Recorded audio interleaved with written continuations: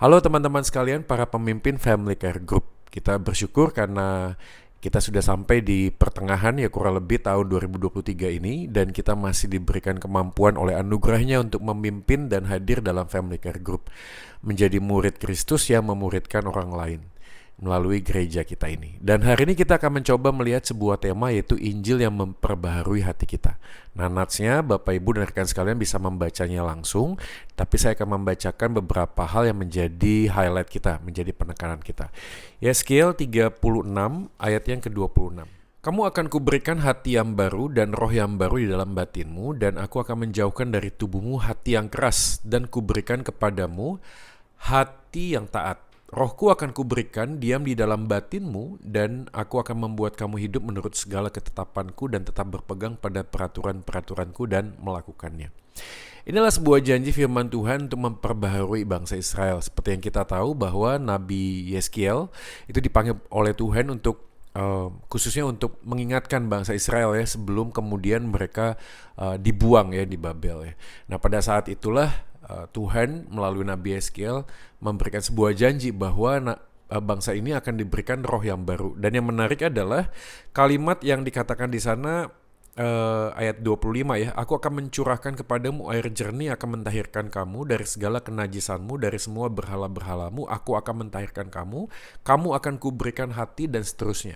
Kalimat-kalimat ini menunjukkan subjeknya adalah aku, yaitu Tuhan. Jadi Tuhan yang berinisiatif di tengah-tengah bangsa Israel yang tegak tengkuk, yang tidak mau diatur, tidak mau taat, yang menyembah berhala, yang menajiskan nama Tuhan, kalau Alkitab mengatakan demikian. Tapi Tuhan berinisiatif tetap mencari. Dan ini poin yang pertama yang kita bisa pelajari, saudara sekalian, yaitu di dalam pembaharuan hati, inisiatif itu tidak dimulai dari manusia.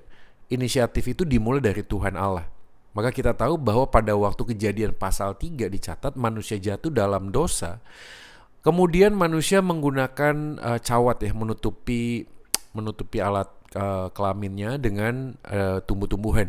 Tapi kemudian Tuhan kemudian menggantinya dengan kulit dari binatang ya, dikatakan demikian. Ini menunjukkan bahwa sebenarnya manusia nggak bisa dengan usahanya untuk memperbaiki sebuah kerusakan akibat dosa.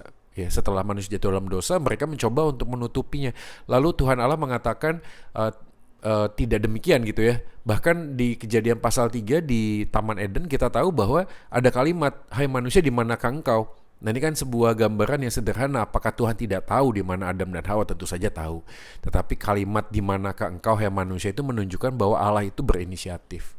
Jadi kalau kita melihat Allah itu berinisiatif untuk menyelamatkan kita dari dosa, maka pertanyaan sederhana, bagaimana mungkin kita yang sudah di dalam Tuhan tidak punya inisiatif untuk hidup di dalam Tuhan dan menjauhkan diri dari dosa?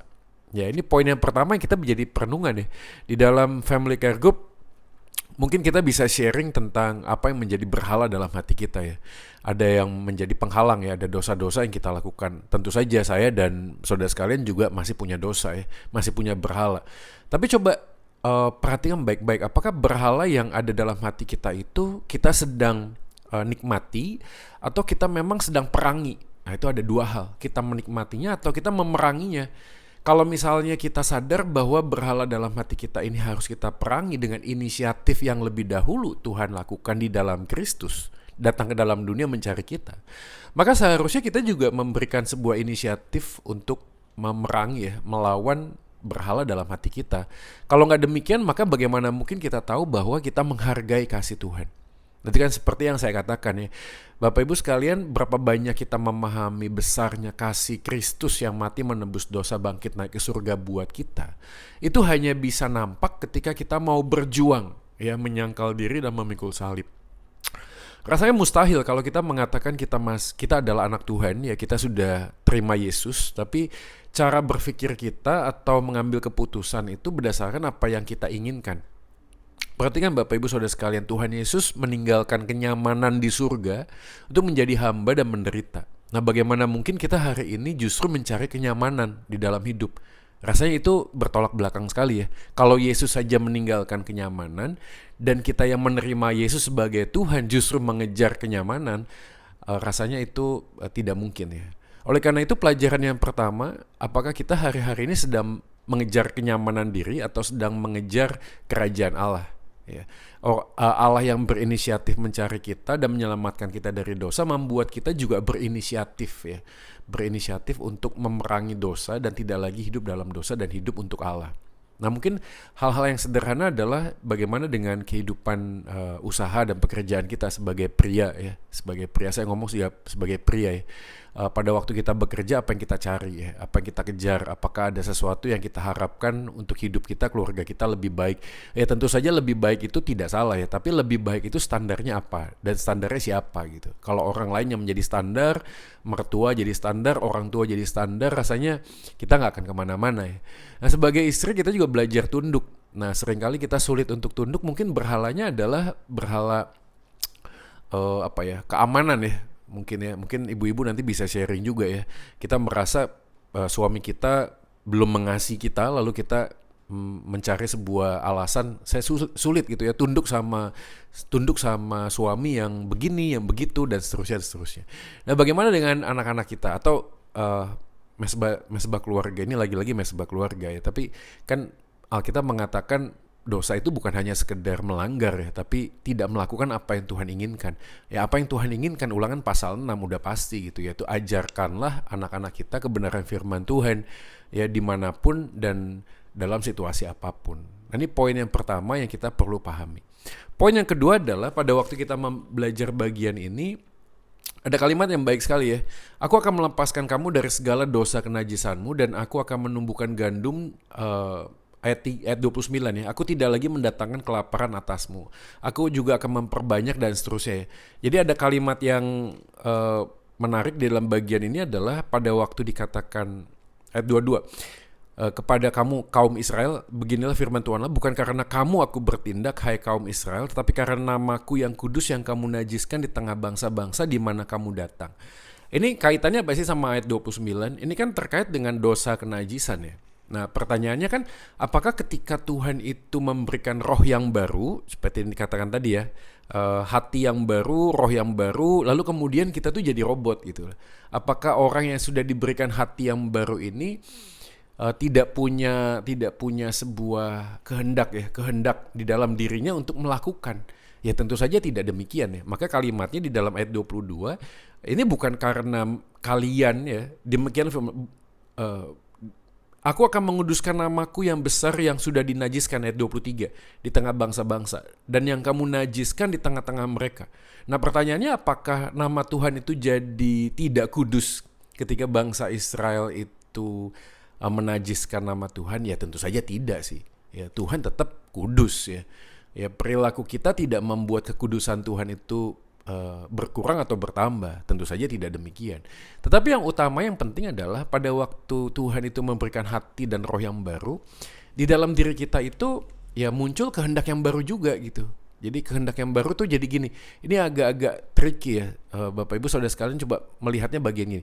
Galatia pasal 5 itu menjelaskan tentang hiduplah oleh roh. Nah, coba kita lihat, ya, Galatia pasal 5, ya. Galatia pasal 5 ayat 16. Maksudku ialah hiduplah oleh roh, maka kamu tidak akan menuruti keinginan daging. Sebab keinginan daging berlawanan dengan keinginan roh, dan keinginan roh berlawanan dengan keinginan daging. Ayat 18. Akan tetapi jikalau kamu memberi dirimu dipimpin oleh roh. Nah, ayat 16 itu hiduplah oleh roh. Itu kalau Bapak Ibu melihat di dalam bahasa aslinya, ya, Yunaninya, itu dipakai kata aktif. Jadi dia hiduplah oleh roh tuh, Roh Kudus tuh yang aktif, ya, aktif. Jadi dia hidup di dalam hidup kita. Ya, setiap orang yang percaya pada Yesus tuh dipenuhi Roh Kudus. Tapi kalimatnya, tetapi jikalau kamu memberi dirimu dipimpin. Jadi memberi dirimu dipimpin juga bagian dari diri kita gitu. Jadi dalam tanda kutip, ya, Roh Kudusnya pasif tuh di situ. Jadi ada Roh Kudusnya aktif, ada Roh Kudusnya pasif. Nah, dari sini kita bisa belajar bahwa ketika Tuhan memberikan kita Roh Kudus itu pasti hidup memenuhi hati kita. Nggak mungkin di dalam hati orang yang percaya itu ada roh lain selain Roh Kudus, nggak mungkin gitu loh.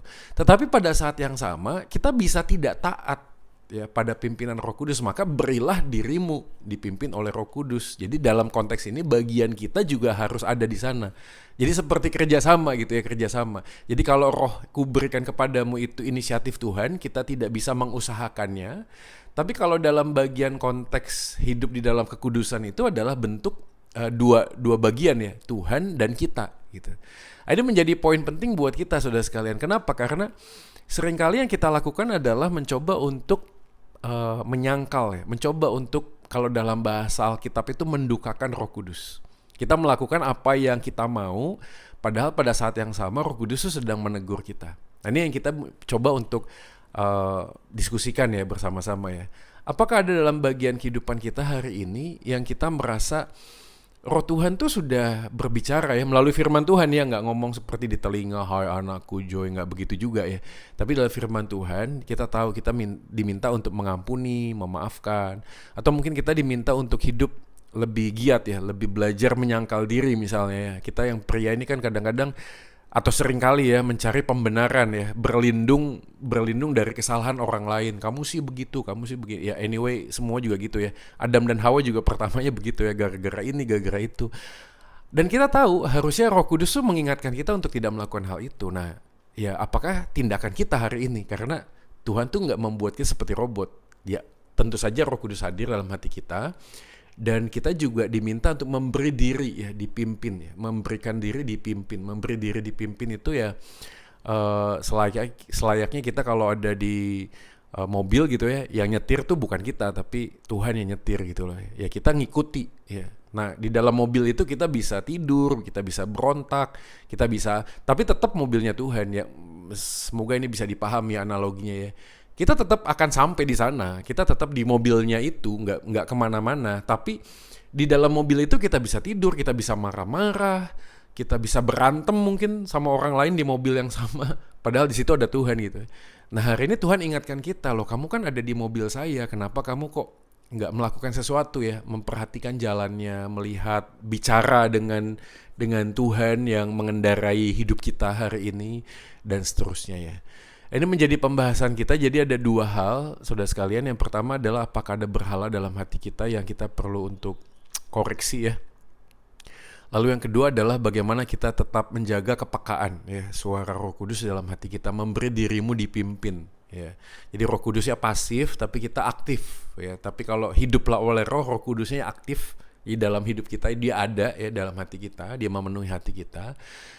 Tapi dalam konteks yang lain kita juga diminta untuk memberi dirimu dipimpin oleh Roh Kudus. Nah di dalam keluarga atau pekerjaan atau bisnis atau apapun ya, mari kita coba renungkan hal-hal ini ya. Apakah ada sesuatu yang kita perlu benahi? Apakah Roh Kudus bicara tentang sesuatu untuk kita lakukan ya, di dalam hidup ini? Atau mungkin ada berhala yang kita perlu terus perangi ya. Saya yakin sampai mati kita juga masih akan ada berhala ya. Tapi ada yang menikmati berhala itu ya. Kita tidak mau seperti itu ya. Nah kiranya Tuhan Yesus memberkati kita semua. Selamat berkarya di dalam Family Care Group Solidio Gloria. Saya Joy Manik, saya pamit.